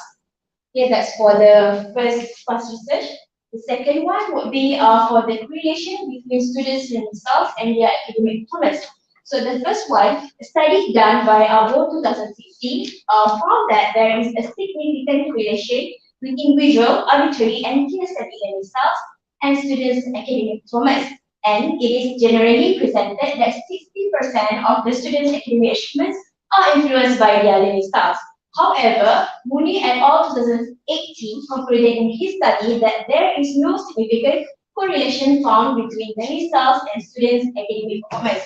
And he also agrees on the findings of Pellon et al. 2013 and Almik 2015, which found that there is also no correlation between the learning styles and their academic achievement. Okay, for the research design, in this research, a survey research design with a whole quantitative approach is being implemented, where the implementation of questionnaire for data collection method can be seen. And the second one, descriptive correlational research design is also implemented. So when it comes to descriptive, it is more to descriptive statistics. And when it comes to correlational research design, it is to infer the conclusion whether there is a correlation between the variables. So it is due to the basis of describing and discussing the variables, as well as the relationship that exists between these variables. So this is supported by Sosa et al. 2007, where it is relevant to implement this descriptive correlational design in this research, because when it is pivotal for us to describe the research variable, and at the same time we want to identify whether there is a relation or correlation between the variables in this research. Okay, for the population and sample. Okay, since it is mostly focused on TESOL students, so we focus on semester 9 batch. So what is the reason why we focus on semester 9 batch? Because the first one, they are very experienced and exposed throughout the learning theories and practices. So when it comes to learning style theories, they have undergone through a lot of subjects where we focus on the theories and the learning style models. And also for the practices, we have undergone practical phases twice. So mostly they have a deep understanding about the learning style itself, the theory, the model, and how they implement it to their students. So it is best to select them as the population and sample for this research. And in this research, random sampling method being used for selection of the sample. So the reason why random sampling method is being used is because the first one, all semester 9 students has equal chance of being selected as the sample for this research. And the second one is that why most researchers didn't choose random sampling method is because it is hard to acquire the list name of the population. So since I am myself is one of the semester 9 students, so it is recommended and it's relevant for me to choose this method for the selection of the sample. And the last one, the sample size is being determined through the use of Prechi and Morgan's level, where since all the total for semester 9's batch is 98 students. So it is almost to 100. So the sample size would be limited to 80 students only. Okay, that is. Okay, now for the instrument used for data collection, the instrument would be adapted. It's adapted based on Perceptual Learning Style Preferences Questionnaire by Joy Red 1984. And the medium of sharing will be done through Google Forms. And there are 5 sections being provided, where the first one would be the introduction of the science itself and the instruction. And the second one would be the respondent consent, whether they agree to contribute to this research. And the third one is demographic. And the fourth one would be the items, and the last one would be the appreciation for the participation. And the last one, the items prepared for the research will only be limited to 50 items prepared only. And why there are only 15 items being prepared? Because each 5 items represent the AK learning style. So visual would be 5 items, literary would be 5 items, and aesthetic would be 5 items. Okay, that's for the instrument. Okay, for the research procedure, we start with the writing of the research proposal, and then I consult with the supervisor, and after consulting with the supervisor, we get the approval where we confirm for the research title and also research objective, research question, and after that we determine the population and sample. And after determining the population and sample, we do the adaptation of the questionnaire and we conduct the candidate test. After getting a high reliability value for combat alpha, we do the data collection and analysis, and then we proceed with the writing the research report for data findings. Okay. For data collection procedures, first, as mentioned before, we determine the sample size by referring to Crutchy and Morgan's table. And after that, we generate random number by implementation of online random number generator. So 80 different random numbers will be generated. And after that, we contact the samples selected. And this random number is referred to according to the full list name of the tested students in semester 9. Okay. And after that, we contact through WhatsApp before sharing their Google Forms name. Okay. For the data analysis procedures, there are 2 types of statistics being conducted in this research, where the descriptive statistic focuses on the demography of the respondents, and then we include the population of the frequency, central density, and also expression. And also we use SPSS for this descriptive statistic. And for inferential statistic, we put emphasis on referring the conclusions relating to the correlation between the variables, and we also implement Spearman's correlation. And the reason why I use Spearman correlation is because the data is not normally distributed. So Spearman correlation is the best choice, and it is also using SPSS version 2. Okay. For the categories of learning style preferences based on questionnaire provided. So in this questionnaire, there are already categories provided, where the major learning style preference mostly regarded as the most used learning style by the learners, and the minor learning style preference can be regarded as the second most used learning style by the learners, or also can be the result of a combination of learning styles. And for negligible category, it can be regarded as the least used learning style by the learners. Okay, as you can see here, for visual learning style preference, 77.5% of the respondents consider this learning style as their major, and 22.5% consider this as minor learning style preference. And for auditory and kinesthetic learning style preference, there are quite a big difference, where majority of the respondents, with 91.3% of the respondents, consider auditory learning style as their major, and another remaining of 8.8% of the respondents consider this learning style as their minor. And for kinesthetic learning style, only 70% of the respondents consider this as their major, and another 50% consider this as their minor. Okay. For the correlation test, we should be focused here, where we can see the correlation number, and both of these values are in positive value, right? But here it is in negative. So this means that the direction where one variable increase and another variable decrease. So that's explain why it is negative. And as you can see here, the significant value is also above the significant value 0.01. So it can be concluded there is no significant correlation recorded for visual, auditory, and kinesthetic learning style with their students' academic performance. Okay, as you can see here, 0.0 until 0.34 is regarded as very weak. So the level of correlation for these three learning styles can be regarded as very weak because it is stated in that range that level of correlation is very weak. Okay. For the discussion, for the first research questions, it can be said that auditory learning style is the most preferred learning style among RPG career students in semester 9 and aligned to VAK learning style model. One or two of these receiving styles are usually the superior one for the learners. And this explains why a combination of the different learning styles also recorded in the findings when it's represented by the pie charts before.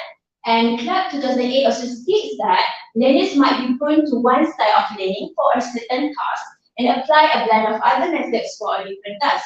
And the exposure of different learning styles across different stages of learning also explains why the difference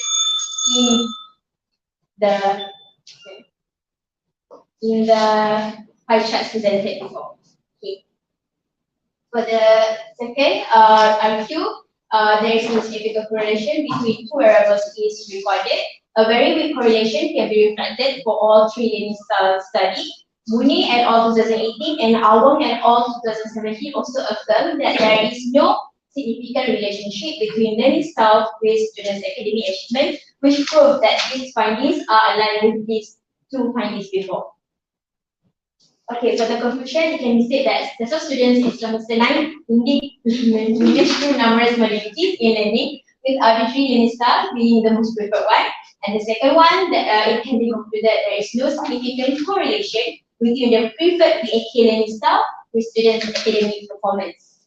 Okay, for the recommendation, it is recommended to integrate other learning style, theories, or model that is more varied, so we can produce more divergent results for this research. And it's also recommended to enlarge the population, to select the population of the sample within the researcher's batch or cohort, so we can implement random sampling method where no bias can be detected. And the last one, we have to improve the construct step in this study where we can choose another variable for in the research conducted. And the last one for the implication, it can be an additional information for future research or personal professional development.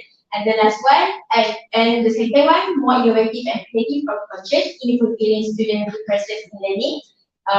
And another one should be improving English teachers' awareness towards student learning styles and refine and assist the administrators to implement effective learning activities, modules, or learning materials for the teaching trainees. Okay, I think that's all. These are the references. Okay, thank you.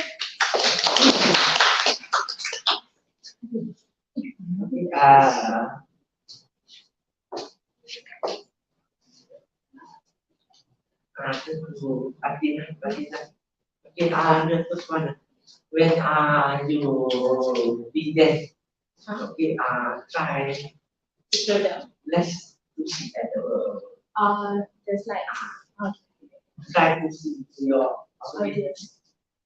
so it is important when you want to prepare before your presentation.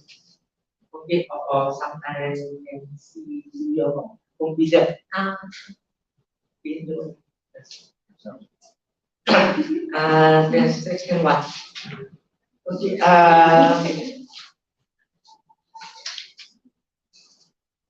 okay, related to past research. Okay, you are finding here is most people learning style is kinesthetic learning style. So when you are finding here is what is the student people is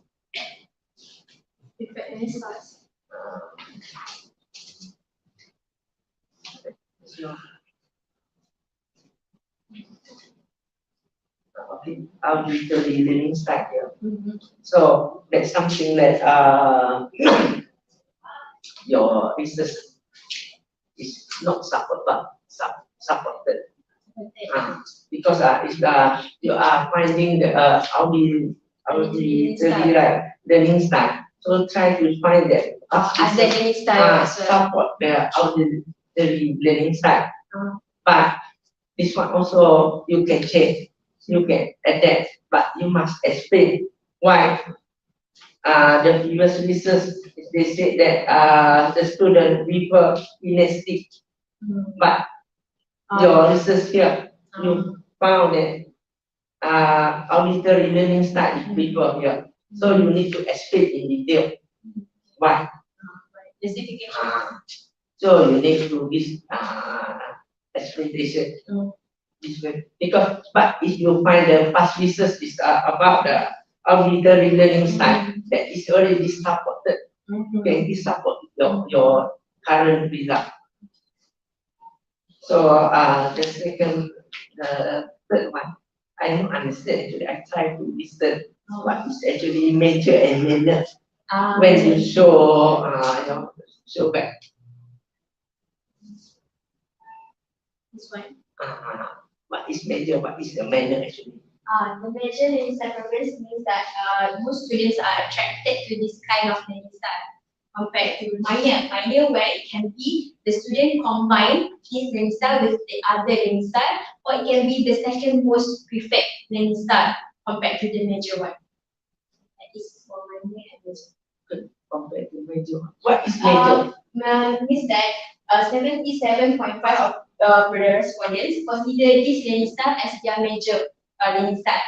But another remaining 22.5% consider this visual learning style only the minor, the second most used learning style for them. 77.5% from 100. 100. But when it is being bunda, so it became the value. So the value is more in the second decimal place. Okay. Can I? Because you have three Learning style. learning styles, right? Visual, kinesthetic, and audio. Why don't you combine all those three? Because the percentage will be higher than 100%. So that's why it means that the findings here, for example, if they represent one student, the A student might consider this learning style as the minor, but the auditory as the major, and the kinesthetic learning style as their minor. So among these three, there will be a student that considers this as their major, and another two learning style as their minor.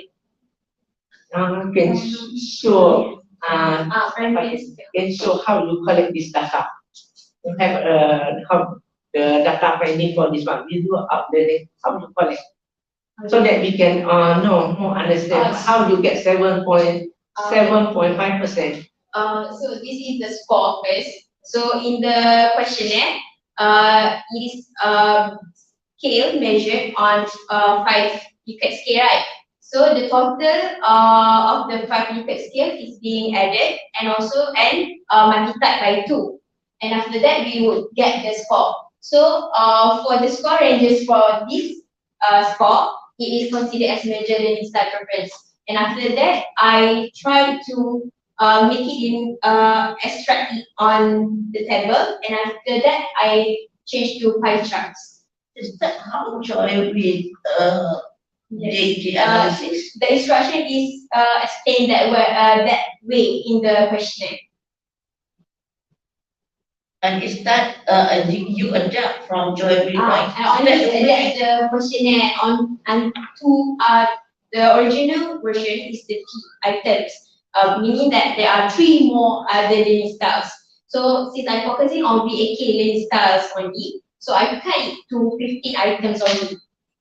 So that's explain why it is that way for the findings.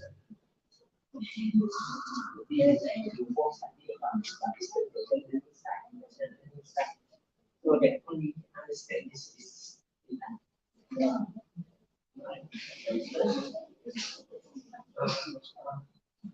they have what they use. Or should I adapt the way questionnaire analyze the data? That's it. No idea.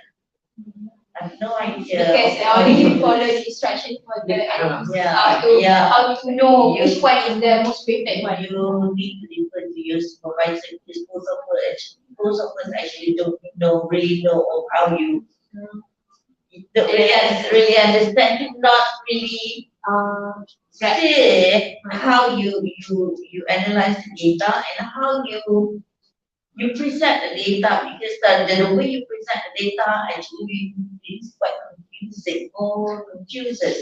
Okay, and then my question is that, okay, my question is why do you use joy read? Because it's way back in 1984.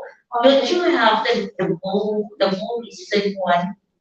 Because as I know that living styles, there are lots and lots and lots of research done right on living styles. So why do you choose Joy Reid 1984?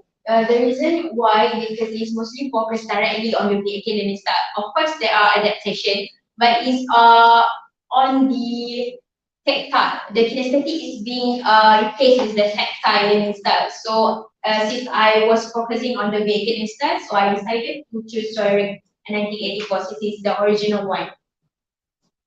He is the This founder. is the original one. The founder. The founder for this questionnaire for the perceptual learning style preferences.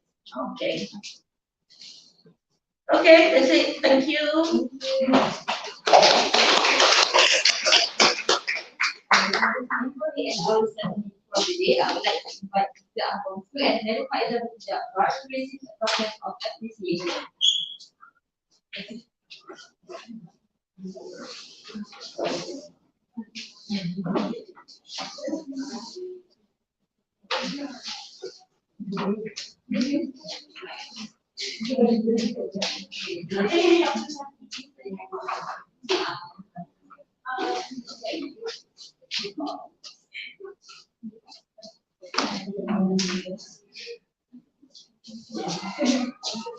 Okay, thank you. Sorry. In this opportunity, I would like to thank the panel of assessors. This training of